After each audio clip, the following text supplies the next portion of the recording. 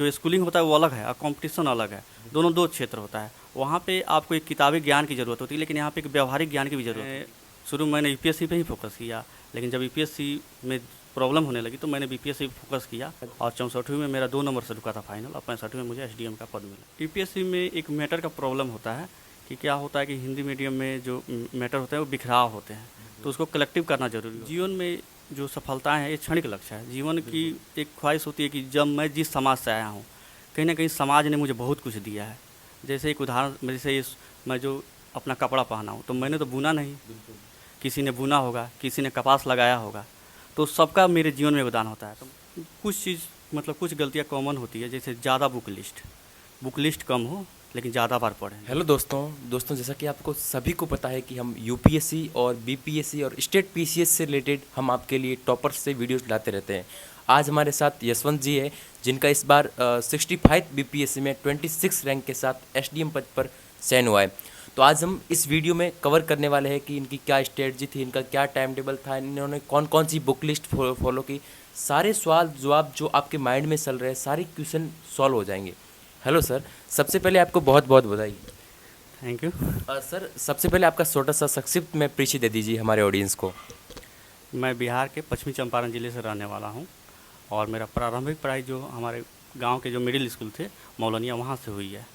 और उसके बाद मैंने मतलब अपने ज़िला मुख्यालय से इंटर किया और मेरा ग्रेजुएशन इलाहाबाद विश्वविद्यालय से हुआ है। सर, आपने सीरियस पढ़ाई कब से शुरुआत कर दी थी इसकी? मैं ग्रेजुएशन के बाद ही सोचा इसके बारे में, और जब सोचा तो चूँकि घर वालों को कन्विंस करना ज़रूरी था, मेरे पिताजी नहीं है तो माँ को कन्विंस करना ज़रूरी था कि मैं इस क्षेत्र में तैयारी करना चाहता हूँ। तो मैंने माँ को कन्विंस किया और मेरे घर से स्वतंत्रता मुझे मिली कि जो तुम करना। वीडियो आगे बढ़ने से पहले आप सभी के साथ एक इम्पोर्टेंट अनाउंसमेंट शेयर करने जा रहा हूँ। अनअकैडमी के टॉप एजुकेटर अनुज गर्ग सर द्वारा free polity MCQ series course start होने जो सीरीज है आप यूपीएससी सीएससी कैटेगरी में देख सकते हैं, लेकिन इसके अलावा अगर आप स्टेट पीसीएस या फिर किसी भी कॉम्पिटेटिव एग्जाम की तैयारी कर रहे हैं जिसमें आपको पॉलिटी कमजोर लग रही है, तो इसके माध्यम से आप अपनी पॉलिटी को मजबूत बना सकते हैं। यह कोर्स 13 दिसंबर से लेकर 17 दिसंबर के बीच होगा। इसमें टोटल 5 सेशन होंगे जो रात के 9 बजे होंगे। इस सीरीज में ज्वाइन होने के लिए डिस्क्रिप्शन में दिए गए हर लिंक पर जाएं और रजिस्ट्रेशन करें और नोटिफाई पर क्लिक करें। दोस्तों, इस सीरीज को अनलॉक करने के लिए अनुज यूपीएससी कोड का इस्तेमाल करना ना भूलें। यह रजिस्ट्रेशन उन स्टूडेंट्स के लिए है जो ऑलरेडी अनअकैडमी के प्लेटफॉर्म पर है। जो स्टूडेंट्स अनअकैडमी के प्लेटफॉर्म पर नहीं है तो सबसे पहले अनअकैडमी का ऐप डाउनलोड करें, देन उसके बाद मोबाइल नंबर और ईमेल आईडी डालने के बाद उसमें कोड मांगेगा, तो अनुज यूपीएससी कोड को इस्तेमाल करना ना भूलें। जैसा कि आप सभी पॉलिटी के इंपोर्टेंस को जानते हैं, पिछले 9 साल में यूपीएससी प्रीलिम्स में 128 क्वेश्चन पूछे जा चुके हैं और हर साल 15% पॉलिटी से ही आते हैं। तो दोस्तों, अगर प्रीलिम्स और मेंस को अच्छा इंप्रूव करना है तो इस सीरीज को ज्वाइन करना ना भूलें। अगर सीरीज ज्वाइन करने से पहले आपको दिक्कत आ रही है तो हेल्पलाइन नंबर दिए हुए हैं, इस पर कॉल करें और अपनी यूपीएससी के सारे डाउट्स क्लियर कर सकते हैं। धन्यवाद। और फिर मैंने अपना तैयारी शुरू किया। सर, मोटिवेशन कहाँ से आया? आपको लगा कि मुझे आखिर सिविल सेवा की ओर जाना चाहिए, मुझे एसडीएम बनना चाहिए और समाज और देश का नाम रोशन करना चाहिए? ये मोटिवेशन कहीं ना कहीं गांव और समाज से ही आता है।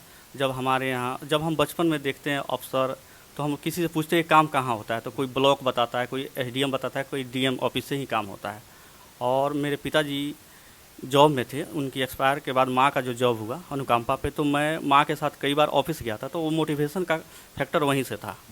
और लेकिन ये पता नहीं था कि इसका रास्ता कैसे निकलता है। और जब मैं इलाहाबाद आया पढ़ने के लिए, तो वहाँ से मैं जाना कि मतलब तैयारी की प्रोसेस के बारे में पूछता जाना, और फिर मैंने ग्रेजुएशन के बाद माँ को कन्विंस करके तैयारी शुरू किया। सर, आपका मीडियम कौन सा है इसमें? मेरा हिंदी मीडियम था।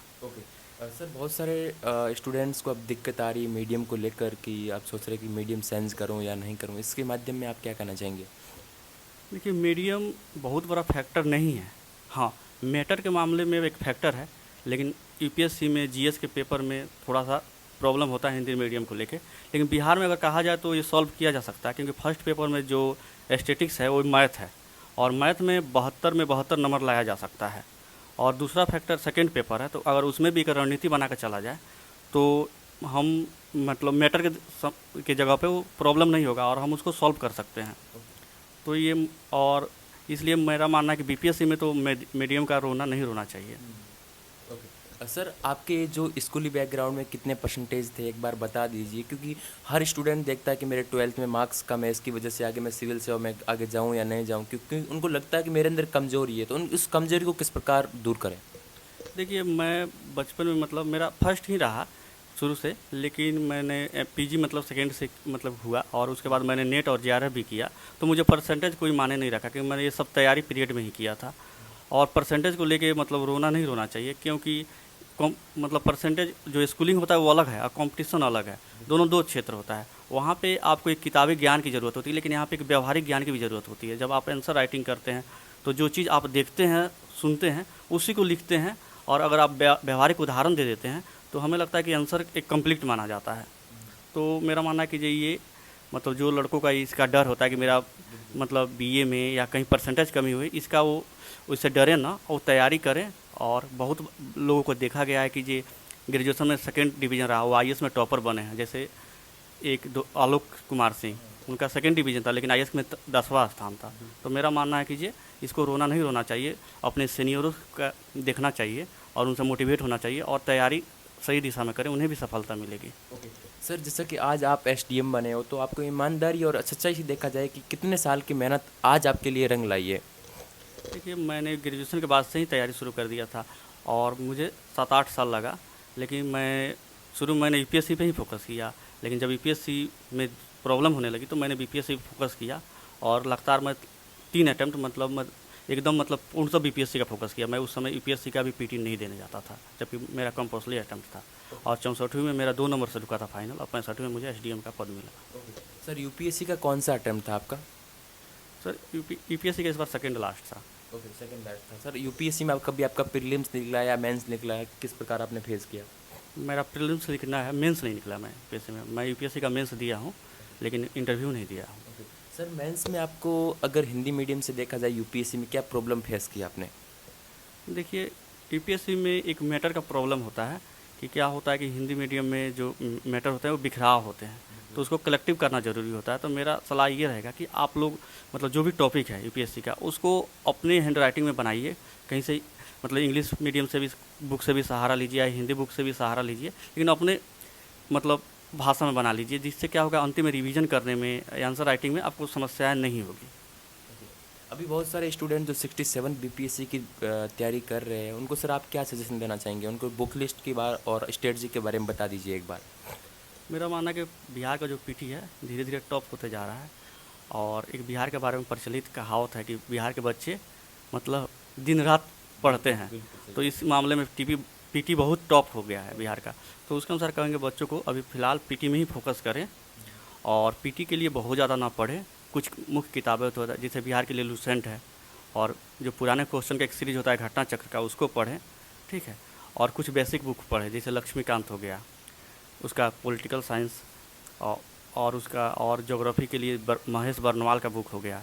मॉडर्न इतिहास के लिए अगर यूपीएससी नहीं दे रहे हैं तो बिहार के लिए जैसे दृष्टि का बुक हो गया, या कह सकते हैं कि जो वाणी का जो बुक आती है उसको पढ़ें, और उसको जो भी बुक पढ़ते हैं उसको बार बार पढ़ें, ज़्यादा बुक लिस्ट न बढ़ाएं।